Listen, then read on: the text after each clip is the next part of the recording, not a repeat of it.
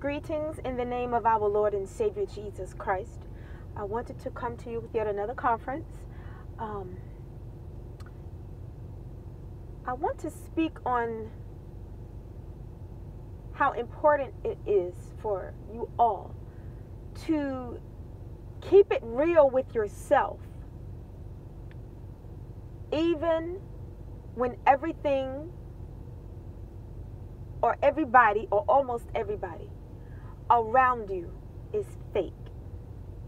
Keeping it real with yourselves when everybody or almost everybody and everything around you is fake.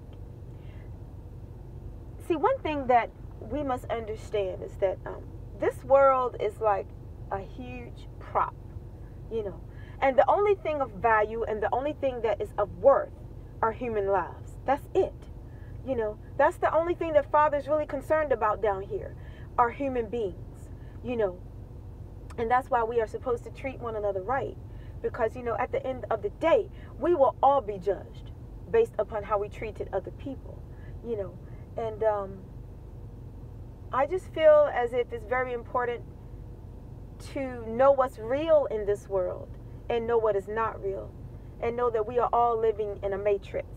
Like I said, pretty much I see this world as a stage, and we are the actors, and we are surrounded by props, inanimate objects, things that are just not real, but we are also surrounded by people that are not real and that don't keep it real and are not 100, and that's just the type of world that we live in because of original sin. When Adam committed sin in the garden, it just totally destroyed the morality in this world, and the integrity. Now, that's not to say that that gives people an excuse to not possess morality and possess integrity, because having morality and integrity is a choice. People choose to be the type of people that they are.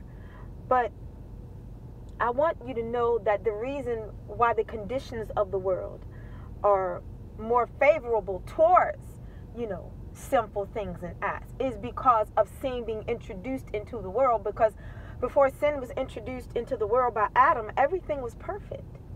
But we live in an imperfect world, and nobody is perfect on this earth. Everybody on the face of this planet has made mistakes. People who have lived, people who live now, and people who will live after us. We're just imperfect people. But one thing that we do have within our abilities is to choose to be the type of person that we want to be. You can choose to be who you want to be. You don't have to conform to anybody else's standards. You don't have to conform to anybody else's opinions. You don't have to conform to anybody else's behaviors or the way that they conduct themselves. You choose to be the type of people or person that you are. You choose to be. And I understand that there are many factors that can come into play, especially if somebody is a child or if they're very young. I understand there can be influential forces, shall we say, that can present an impression, cause an impression upon somebody, that's very young. And they are trying to find their way and figure out who they are, who they want to be, and people tend to mimic those that are around them, that is actually your first role model, the people that are around you, whether it be a positive role model or a negative role model. People are products of their environments in a lot of cases, not in every case. The reason why I say that is because a lot of people have come out of toxic environments, whether if it be their home lives, it could be workplaces, it could be colleges, it could be schools, it could be social gatherings, and they are totally different than the people that they were surrounded by, So again, I say who people are is who they choose to be, in a lot of cases. I will say that the exception to the rule are children or people that are very young adults, and they haven't come into their adulthood and discovered who they are yet. And so they are heavily you know, under the influence of those that are around them, you know. And that's how a lot of people get involved in drugs and alcohol and things of that nature, because it's what the people around them are doing, you know, or were doing when they were very young, and they picked up those habits. And, you know, once you pick up those types of habits, it's hard to drop them, you know. But one thing I can say is that, you know, I understand that there are certain things that are out of a person's control.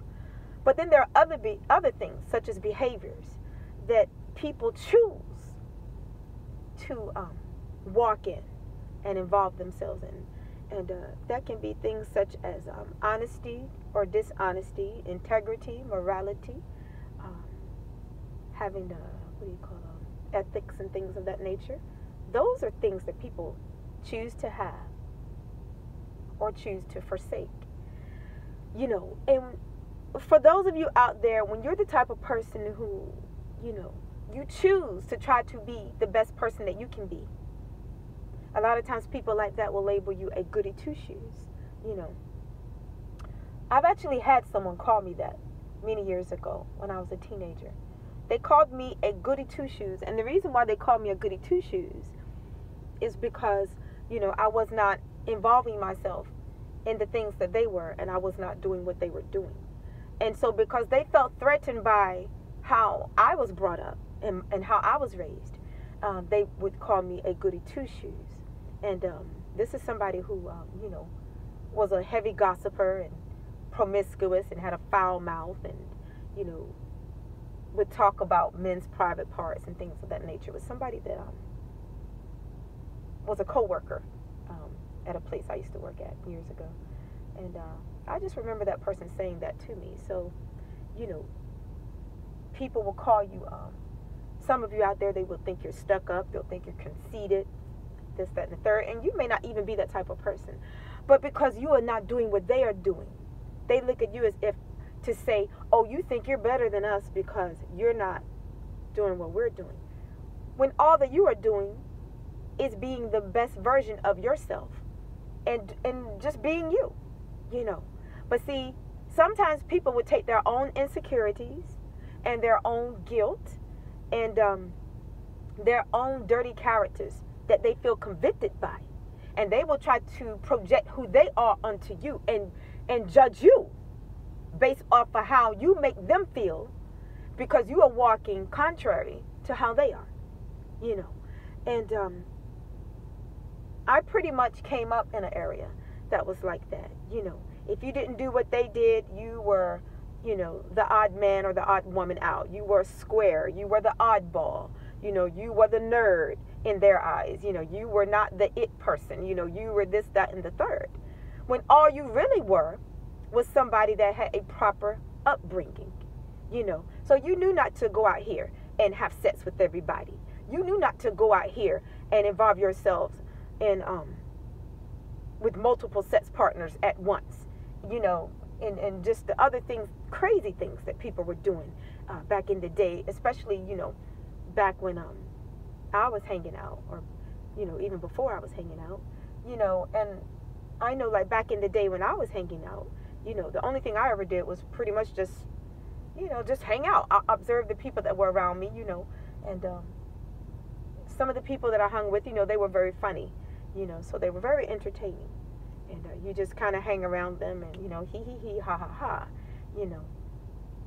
And, you know, back in the day, you know, the thing was to go to the movies, go to a pizza place and get a pizza, or hang out at the a park or something, or let's see, what did we do back in the day? You know, that was the era of clubs. You know, people would go to the clubs, you know, and dance if you want to or whatever. You know, just do whatever. Just hang out, you know. It's just stuff we did back in the day. If you had a boyfriend, you know, you would go for walks with your boyfriend or whatever, you know, just hanging out. And that's pretty much, I think, what some of us did back in the day. Now, there were other people that were involved in a lot of other mess that, you know, I would never involve myself with. But, you know, that's them. You know, my thing to them would be do you, and I'm going to do me. You know, I have fun my way, you have fun your way. But don't try to judge me because I don't do what you do. And don't try to label me a goody two shoes because I choose to respect myself and you don't. You know, and no, I understand that nobody's perfect on this planet, but you know, there are people on this planet that they have very high standards set for themselves, and they know they're not perfect and they make mistakes like everybody else. But I don't feel that people that, you know, go out here and do all this wild, crazy stuff have the right to point the finger at people that don't find fun in what they do and don't find it entertaining either, you know.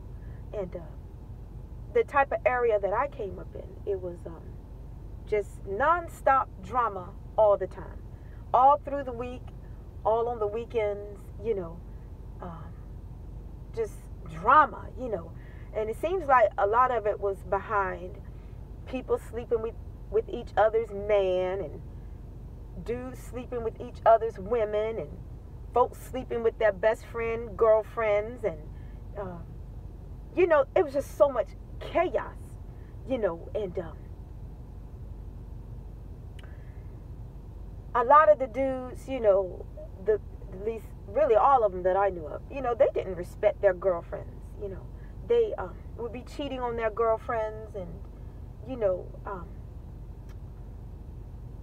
I'm not even going to get into it because, you know, I don't want anybody to feel like I'm invading their privacy or trying to put them on blast, because I'm not going to do that, because it's none of my business. But I'll just say that there was a lot of infidelity going on back in the day, you know, and the dudes that were out that had girlfriends, you know, they were not, to my knowledge, I'm not going to say all of them were not, but the ones I know of, they were not faithful to their girlfriends, you know. And even I've dated somebody back in the day, and that person was not faithful to me either. So, you know, it was almost like there was nothing to choose from back in the day.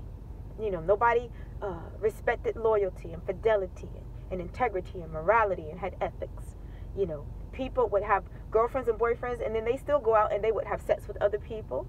You know, they would get other people pregnant.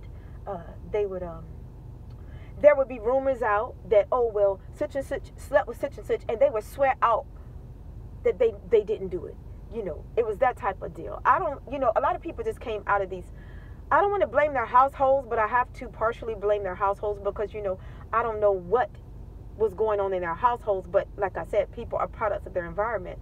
So if they come up in households where there's a lot of adultery, infidelity, and cheating, that's who they become, or cheaters. Now there's an exception to every rule, and that's not an excuse for somebody who's a cheater. But I will say, I think that if they see their fathers disrespect their mothers like that, you know, it's so easy for them to feel like, well, this is how women should be treated, when that is not how women should be treated. Because I look at it this way: if a man cannot be faithful, he does not need to take a wife. If a man cannot be faithful, he does not need to seek a girlfriend. He needs to just go out and be the whore that he is until he is ready to settle down and commit to one person. And the same thing goes for women. If a woman is not ready to be a wife, she does not need to accept a man's proposal. If she's not ready to be a decent girlfriend, then if a man approaches her and wants her for a girlfriend, she needs to tell him, you know, just be honest. She wants to see other men. You know, you don't break somebody's heart deliberately, you know, because you want to have your cake and eat it too, because life doesn't work that way. And I know a lot of times people, they want their cake and they want to eat it too, but, you know, you reap what you sow. And that's why I really don't feel sorry for people when their dirt comes back on them worse. Because cheating on somebody is a choice. Committing adultery is a choice. Being a person of low morals is a choice. You know, not having integrity is a choice. Not having any type of morals and values and ethics, that's a choice. Because all those things that I've named are things that people can pick up and become and have and possess if they so desire, if they want to. But people choose to be the grime. They choose to be the dirt. Because see, things like that are glorified. And I was going to say back in the day, but things like that are still glorified. It's like the dirtier that a person is, the more that they are seen as the it guy or the it girl. The more unfaithful they are, the more they're seen as a stud, or, you know, all of that. But see, that's the mentality of a devil. And that is the mentality of the devil. You understand what I'm saying? You got to look at the spirit that is in those types of people that have that type of mentality, that possess that type of mentality and act out those types of behaviors. Their father is the devil, and the lusts of their father they will do. Lucifer was not faithful to God, and people who follow Lucifer are not faithful to the people that are loyal to them. You know, it's like father, like son, like father, like daughter. So if you want to know why people cannot keep it real, well, their father could not keep it real. And that's why he got his behind kicked, slam out of heaven. And it is what it is. And those are the facts. And you know, I think the worst thing is when people that are decent, whether men or women, you get involved with somebody that is just disgusting. And it's really bad when that one rotten apple has totally shaped someone's perception of the rest of the apples in the barrel. And that's where that mentality came from. All men are dogs, or all women are whores. All men may not be dogs. All women are not whores, you know? So, but in that person's frame of mind, you know, well, because that person did it, all of y'all are the same. And that's not true. You have to judge people as individuals. Everybody has a different character. So you can't just throw everybody into the same barrel and say, well, now all of y'all are rotten, because that's not the truth. You have to judge people by the content of their character, not by your life's experiences with one bad person or two bad people or three or however many, you know, because your footsteps are ordered by the Lord. And I think a lot of times, you know, when trifling people are thrown into your path, I think that the enemy, he wants to utilize those people to try to shape your frame of mind into adopting a way of thinking that everybody is like that when everybody is not. And a lot of people have missed out and passed up a lot of good people because they thought that that person was just like the person that broke their heart or treated them like trash. And that was the gem. You know, that guy was the gem, or that woman was the gem. But because their minds have already been conditioned and tainted by some piece of junk that Satan, you know, threw in their path, you know, they missed out on a good thing. So, you know, don't let the enemy deceive you into thinking that everybody on this planet is the same, because they're not. And just because many of you out there may have come up in bad environments, bad neighborhoods, bad towns, bad cities, you can be the exception to the rule. You know, meaning you can just be like, you know, they're that way, I choose not to be. Or some people, it's not a choice, it's just that that's just naturally not their character. They're naturally not that way. You know, they're not perfect, but, you know, I don't think they claim to be, you know, a lot of people. But I can recall, you know, back in the day, it was just the area that I came up in. My gosh, it was a very bad area. I'm here to tell you, it was just so much going on. It was a lot of fights and shootings and, you know, people getting killed. You know, I know it's the same thing that's going on in the world today. But by it being such a compacted area, you know, it was just like a big deal to the people that were, you know, I don't want to say stuck in that area, but, you know, involved in that area, you know. And I don't recall too many people being faithful to other people in their relationships. I know, you know, we've all run up on snags, meaning we've all run up on people that were definitely not, after you got to see what their character was, you would not have initially chosen that person, you know. But people wear masks, you know, and I know for many of you ladies out there, you know, you have enemies, a lot of enemies. I know I have a lot of enemies. And I know that for the person that I used to date a long time ago, you know, that person has had sex with a lot of my enemies. And, you know, that's where I draw the line. And I feel like a lot of ladies, and you fellas out there, you should draw the line when the person that you're dating starts having sex with your enemies, which if somebody cheats on you, they're having sex with your enemy anyway. But you know what I'm talking about. I'm talking about enemies that you had before you met the person. And, you know, I know from back in the day, a lot of those whores that were my enemies, they would deliberately come after somebody that was labeled my boyfriend, you know, publicly. But, you know, he wasn't my boyfriend. He was their boyfriend. You know, let's just keep it real. And, you know, they would target him and they would come after him. And, you know, of course, him being a piece of trash, he would go and have sex with them, you know.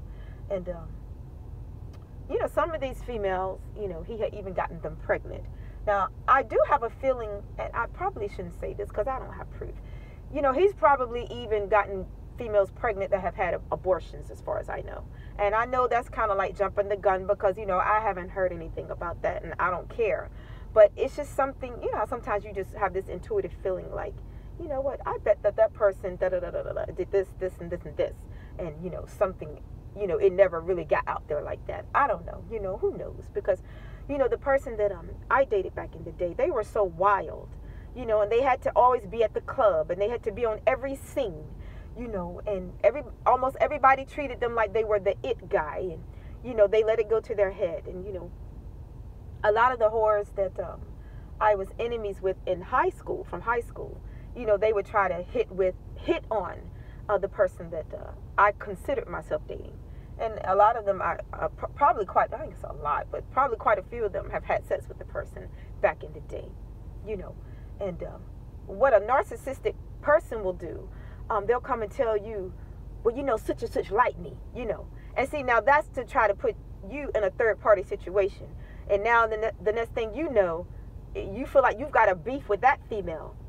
And that female feels like she has a beef with you because now she wants who everybody else thinks is your man. So now there's this whole mess going on due to this one narcissistic person in the middle trying to play both sides of the fence. And it was that type of situation. When in actuality, the person in the middle was probably in a relationship with the person anyway and was just stringing you along. Because see, there are a lot of you ladies out there, you thought that you were the main one, but you were the side chick and you didn't know it. And then also, there are a lot of women out there, when these dudes ask you out on dates, you thought that you were now the main chick. But what you failed to realize is when they asked you out on a date, they pulled you into a third-party situation and you didn't know it. And that's why, you know, a lot of you have had so many confrontations with so many different females, so many different whores out there, because they were looking at that person as if to say, this is my man. And you were looking at the person as if to say, that's your boyfriend, that's your man.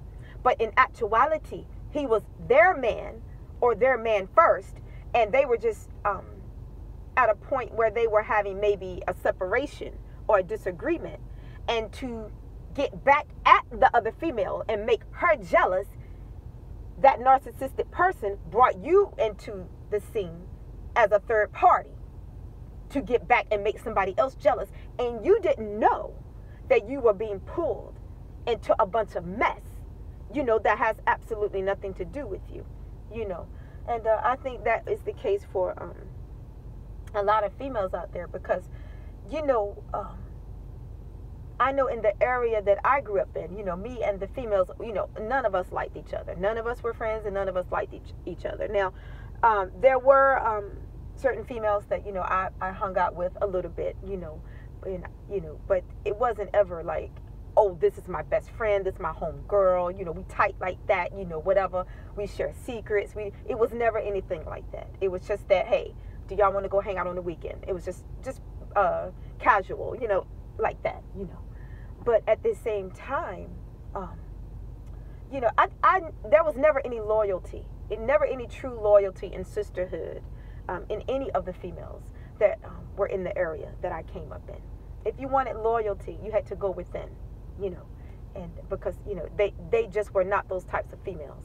And as far as the dudes, you know, they just were not those types of dudes. You know, it's like everybody was sleeping with everybody else and everybody else's boyfriend and girlfriend and this, that, and the third. And, you know, people were getting people pregnant and, you know, it was nothing for a guy, just like, you know, nowadays, to have 2 or 3 chicks pregnant at the same time, denying the children, or either claim one baby and deny, you know, who they call the other women's children. And, it was just always a bunch of confusion and craziness going on back in the days. You know, a lot of hatred, especially among the females in the area that I came up in. And, you know, it was like some real deep-rooted hatred.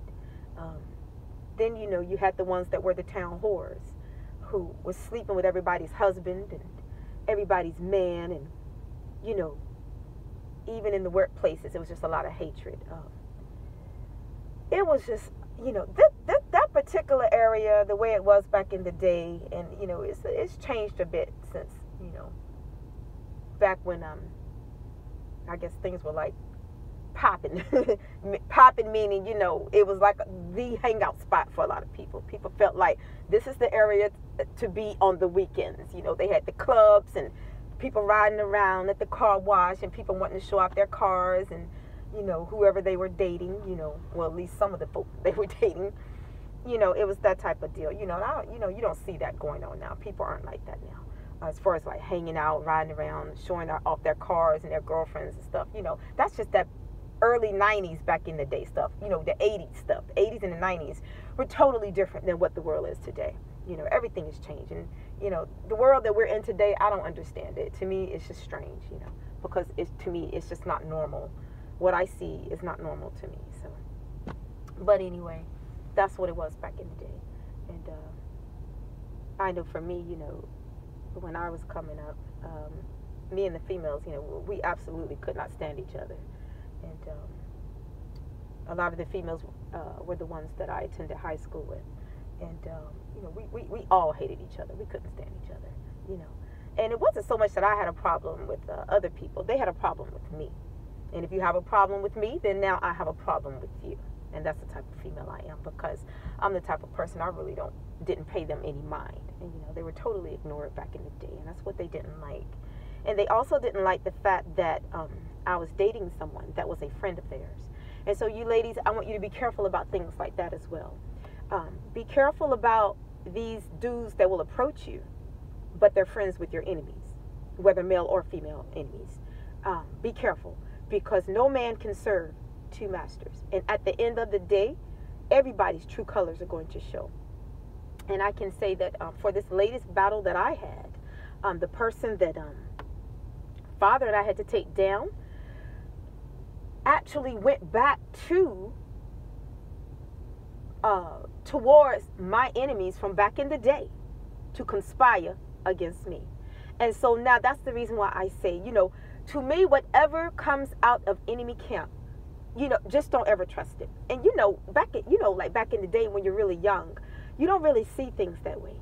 You know that, you know, somebody you're dating is affiliated with somebody you don't like, you know, or they might have a friend you don't like. They might have a female friend or a male friend that you don't like, or male friends or female friends, you know, more than one. You may not like the people, but, you know, you feel like, well, I don't have the right to choose anybody's friends, you know, blah, blah, blah. But you know what? We can't choose people's friends. But I believe that when people choose people that are your enemies, just know they have not chosen you, even though they're in your face. Do you get what I'm saying? When people choose to be friends with people that are enemies with you, that person has chosen not to be your friend, but they will hang up under you as if they are. I didn't really word that the way I wanted to, but you know, sometimes what I think comes quicker than my mouth can move. But anyway, I'm just saying, you know, basically what I'm saying, to break it down, if somebody is friends with your enemies, they are not friends with you. And I would not recommend anybody to date somebody that came out of enemy camp.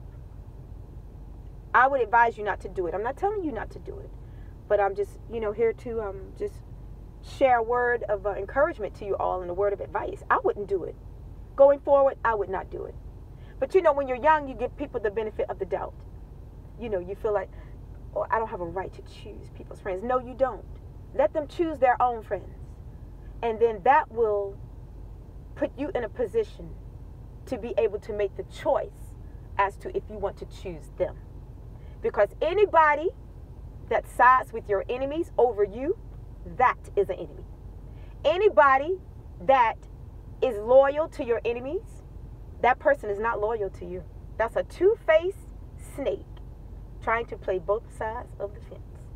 That's a devil. That's a demon. That's a serpent. Because if there's a group of people that don't like you, and you both are dealing with this one person, what are they saying about you when they are around people that are trash talking you and spreading lies on you? What are they saying? It takes two to talk. Okay, let's just keep it real. It takes two to talk. And no man can serve two masters. So you don't ever allow people to straddle the fence with you. But see, that's something that you learn later on in life. And then another thing that back in the day, what I didn't like are people who, when they find out who don't like you, they try to make the people like you. If people don't like you, they just don't like you. I don't like things like that. I don't like people trying to make people like me. Because if people don't like me, I don't want them to like me. Because I don't want anything fake in my life. And for many of you out there, I know that most people, I believe they've been put in those situations, especially if you have married. For those of you who have married into a family. And maybe the person's family does not like you. And that person is playing the role of the middleman or the middlewoman, trying to bring you together with a party of people that you are in opposition with. I can understand anybody wanting to be a peacemaker, and I'm not going to put my mouth in something like that because I believe people handle their affairs the way that they want. But I believe in letting people be who they are. And then that way you're dealing with the genuine person. They may not be genuine, but when they are allowed to be themselves, then this is who they are. That's what I'm trying to say. And so I'm not really fond on people trying to make other people like people. I think that if somebody doesn't like you, don't have a problem with them not liking you. Because now that's somebody that they don't fit your clique. And 9 times out of 10, you may not like them either. 9 times out of 10, you won't like them either. But then there are some people that do like people that don't like them.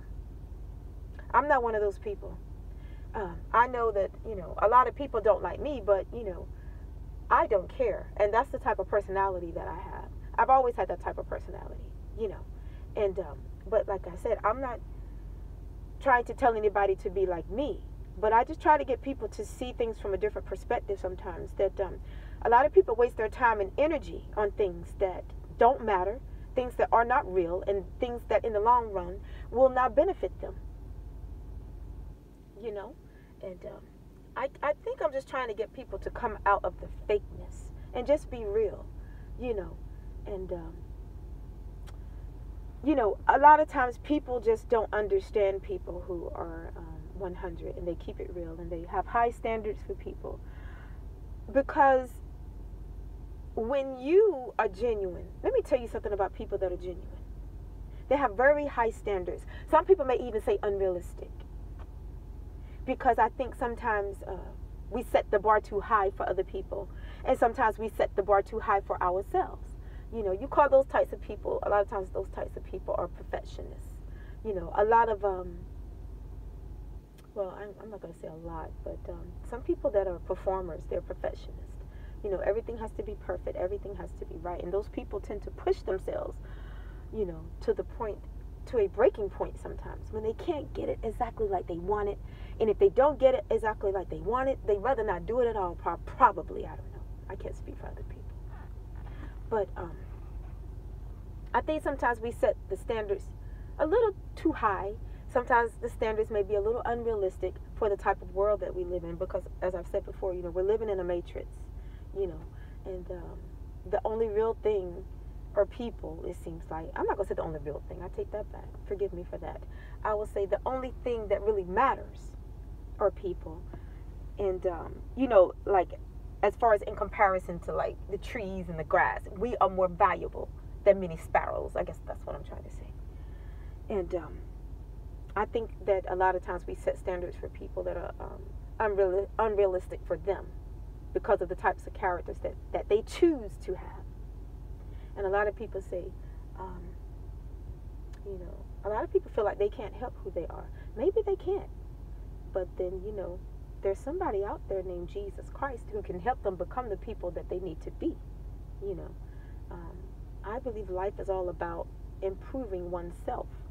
You know, as each day passes, as each year passes, you should be a better person than you were the previous year, you know, or the day before.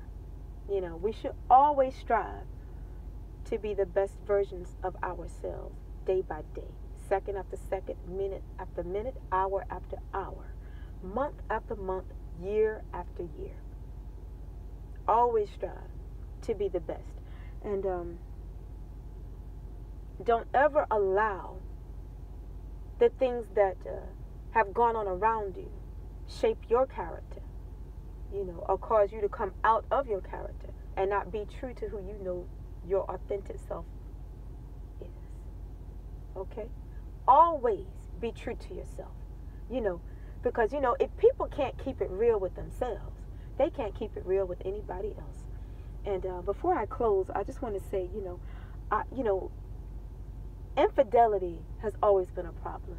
And for people who are very genuine, they just don't have a tolerance for it.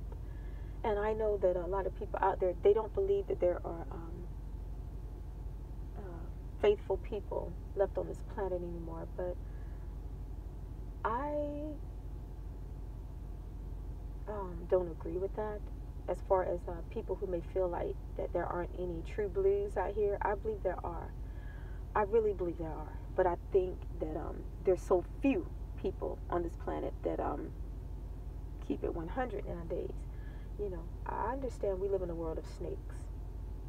But again, I guess that's why you have to walk in the Spirit and let the Spirit of the Lord lead you to people that are like-minded and that share your type of character and have your type of standards set for their lives. Because there are some people, they just have zero tolerance for gain, zero tolerance for people that cheat, zero tolerance for people that commit adultery, tell lies, you know, present deceptions, you know, walk in immorality, don't respect them, you know, because there is just too much craziness going on in this world today.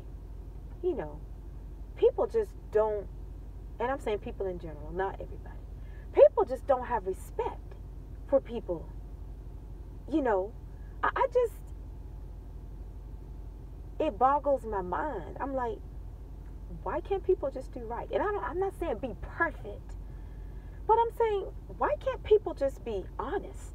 And I know why, but you know how you just think sometimes. You go, be faithful. If you're not going to be faithful to the person that you are involving yourselves with, why get involved? Is it a security issue? Because a lot of people are security blankets. It's not that that person loves them or is faithful to them, but they know that they financially need them. They know that they can go out and do whatever they want to do. And if their world comes crashing down, old safety net will still be there with open arms, you know. And I just feel like, number one, that's a wrong way to treat somebody if the person they're with is decent. And that's a wrong way to allow yourselves to be treated if you are a person that is decent, you know. So you would be selling yourself short by dealing with somebody like that, you know. But to me, it's just a matter of, it boils down to a matter of self-respect and what you will or won't tolerate, even though everything around you may be, not everything, but a lot of things around you may be out of order and in chaos and crazy. Stay true to yourself and stay in your own element. And don't allow the things that are going on around you to change you, to change your character, you know, to cause you to come out of character or become like everybody else and do what everybody else is doing. Be your own person, you know, stand out in the crowd. And I don't mean with arrogance and conceit, but I mean standing out as far as you chose to walk your own path. You chose to be true to yourself, even if nobody else is. Be true to yourselves. You chose to love yourselves, even if nobody else does, you know. You chose to commit to yourselves even if nobody else has the heart to commit to you. Okay? Because I believe that self-love and respect is more important than even love and respect from those around you. You know, because if you don't love and respect yourselves, then you definitely will not demand it from others. And with that said, God bless you all. Until next time.